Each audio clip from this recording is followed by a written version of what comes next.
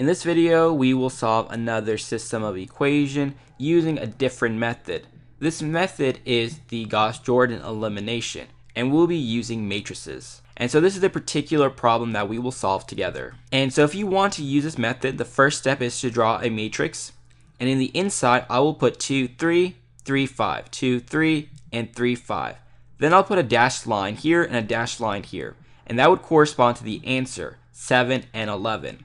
And ultimately, I want this matrix to be something like this, where this diagonal is 1, and then this diagonal is 0. And I can do that if I make some row operations. So this first line, if you notice, I have a 2. I want the 2 to become a 1. And so if I multiply this whole line by 1/2, I can do that because I'm doing it both on the left-hand side and on the right-hand side. So if I multiply this line by 1/2, I would get 2 times 1/2 is 1, 3 times 1/2 is 3/2, and 7 times 1/2 is 7/2. And if you notice, this part right here, there's a 0 in this corner. And I can do that too if I make R2, the second line. If I say R2 is equal to R2 minus 3 times R1. So minus 3 times of this line. And so let's see what happens.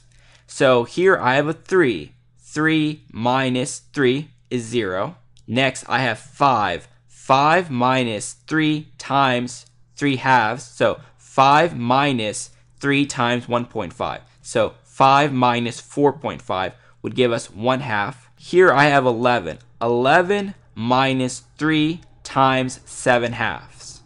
So 7/2 is 3.5. 3.5 times 3 is 10.5. And so I would get 11 minus 10.5, and so that would give me 1/2.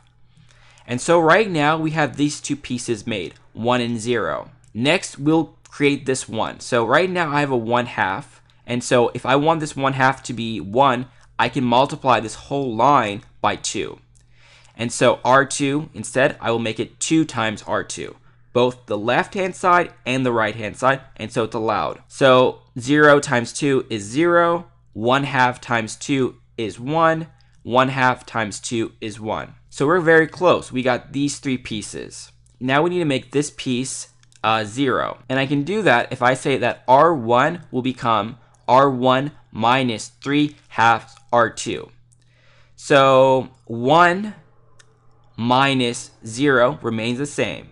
3/2 minus 3/2 times R2, and R2 right now is 1. So 3/2 minus 3/2 would give us 0. So R1 is 7/2. 7/2 minus 3/2 times 1. So 7/2 minus 3/2. So we would have 3.5 minus 1.5, and that would give us 2.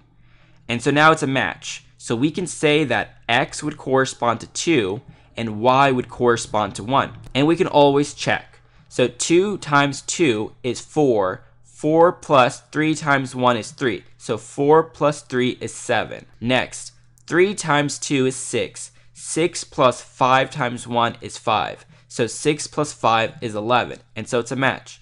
And that's pretty much it for this video.